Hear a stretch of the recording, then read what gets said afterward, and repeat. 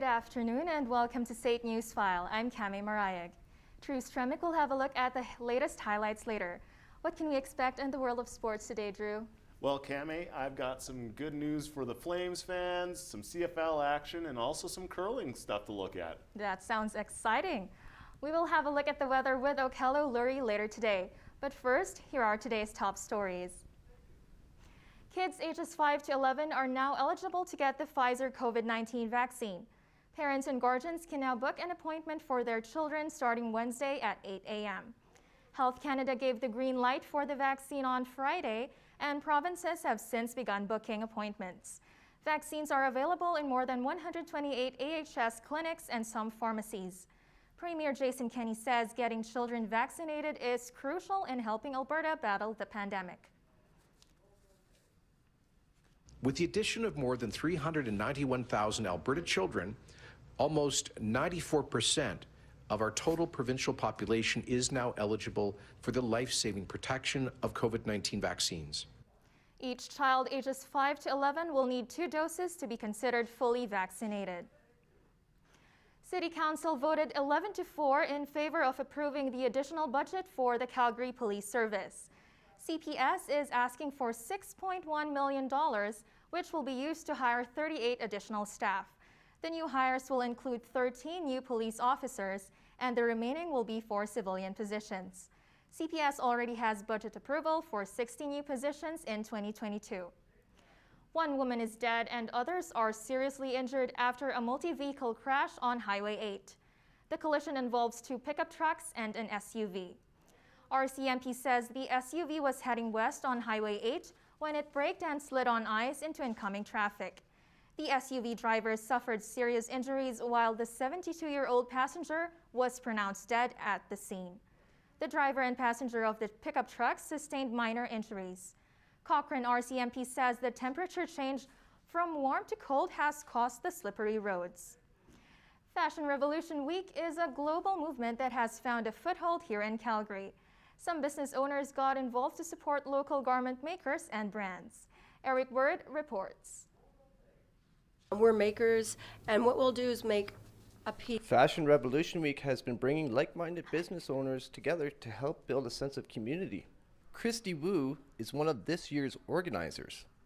Community, you know what I mean? So just trying to create an event that brings together, a few people, and then making it a little bit joyful. So I think that's how we do it. Is that what you're looking for? The key to growing this week and getting more people and businesses to participate is networking. Veronica Murphy is the owner of Rick Rack, a textile store here in Calgary. What I really like about working with Christy in Fashion Revolution is that I can bring those people that are crafting for the love of it, and they can consider this new angle of why they can make their own clothes. Educating the public about lowering your consumption footprint by supporting local is the main initiative for Fashion Revolution Week. At Rick Rack, that's the focus that we have, and that's one of the reasons why we're participating in Fashion Revolution, is so that, we can help people appreciate what good, well-made clothing looks like and the use that you can get out of it. The industry sees an uptick in interest and sales this week. A wide variety of people, skills, and dedication make this week successful year in and year out. I came from different parts of the spectrum, I guess. And then even with the 4 of us now that are on the board, same thing, like we just have all different sort of connections to the community. So we just use those connections. Fashion Revolution continues to build momentum here in Calgary. From organizers to small business owners, educating customers on lowering their consumption footprint is ideal. For Newsfile, I'm Eric Bird. Post-secondary students in Alberta planned a peaceful protest due to budget cuts and increase in tuition fees. Alana Bender is live in the newsroom. Alana, what are these students experiencing? That's right, Keme. Post-secondary students across the province had joined together for a Student Day of Action back on October 29th. Calgary students demand for the provincial government to put a freeze on tuition fees. Over the past 2 years, Canadian students have experienced the highest tuition fee increase. Student Day of Action was organized by students attending University of Calgary, University of Alberta, McIwan University, and Mount Royal University. The goal here is to spread awareness about provincial budget cuts to advance education. According to a report in the Calgary Herald, in the 2021 budget plan, the government of Alberta cut funding to advance education by 1.4%, which is the equivalent of $72 million. The government also cut operating funding for these institutions. To be honest with you, I just think it's a really horrible situation. And actually, I feel like a lot of students will agree with me on this too. Especially with COVID going around, it just does not help our situation. And I feel like the peaceful protests actually do bring a lot of good attention to our situation. The pandemic is making it harder for students to deal with the tuition increase, and students want a way out. Back to you, Keme. Thanks, Alana. That was Alana Bender reporting live from the newsroom. An update of this story will be available tonight on SAIT News File. Those are today's top stories. We'll have your full forecast after the break. But first, Okello Lurie has a look at what's going on in Calgary this week. The Laugh Shop is hosting its 10th annual food drive this winter. Customers who arrive with a non-perishable food item will receive a complimentary ticket for the show, with all items being donated to the Calgary Food Bank. Storybook Theater is putting on a holiday special with The Sound of Music in concert. Tickets are available for in-person and online viewing with scheduled times this holiday season. Calgary Farmers Market is inviting everyone to their rustic reindeer rendezvous. Visit Santa's reindeer with a fire and fresh beaver tail to indulge in. The Owen Hart Foundation brings well-known Canadian comedian Russell Peters to the Jubilee Auditorium. This will be a stop before he starts his Act Your Age tour in January 2022. The Bluegrass Garden Center is giving a holiday twist for those who want to make gnomes. The workshop will run with limited in-class sessions and supply kits for webinars. Now, as the winter months are rolling up on us, we still see some fall weather up on us. As we can take a look at Vancouver, it is easily the warmest, but as we move through central Canada, we start to see minus temperatures all in the double digits. We see in Edmonton and Winnipeg, it is just partly cloudy, but in Regina, it is some light snow and minus 14. Now, taking a look at the eastern part of the map, it is a completely different story. We start to see some light jacket weather in Toronto and Montreal, and when we start moving up through the Maritimes, we start to see some light snow in Halifax, but that is expected to clear up.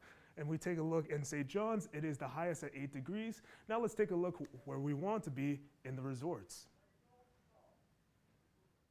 The residents of Palm Springs are having a mild day outside at 19 degrees. Barbados and Cancun sit around the same temperatures, reaching the high 20s. Honolulu is relaxed at 27 and sunny, with Orlando and Las Vegas sitting at 20 and 14 degrees with the same conditions. Now just taking a look at Calgary today. Right now it is -9, so bring out your jackets. Wind will not be of concern as it's only moving at 14 kilometers per hour. And we see a few clouds in the air so we can see the sun, and we can expect a huge temperature jump coming up. Now let's take a look at the rest of the province. We can see the northern part of the region is easily the coldest. They are going through a freezing rain warning. As we move down south through central Alberta, we start to see the weather evening out and temperatures getting a little warmer because of the stationary front across the border of Alberta and BC. Now let's move on to the 5-day forecast for Calgary. Taking a look for tonight, it will be -13, but throughout the rest of the week, we can expect a mix of sun and clouds and some sunny days ahead of us. It is a high of 11 tomorrow, and we can expect the sun to be out. We can be out and enjoy our time. And starting next week on Monday, we can expect a high of 10 degrees. Now, we have Drew Stremick for sports after the break.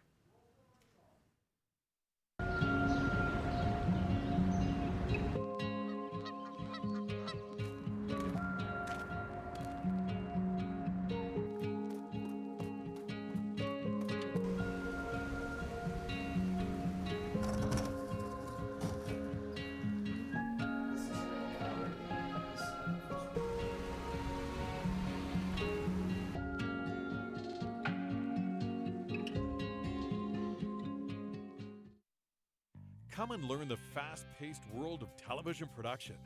Find your passion to write, shoot, edit and direct news, sports, and dramatic productions.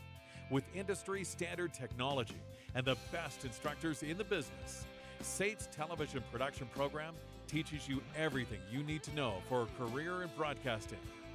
This is television production. Come and dare to be on air.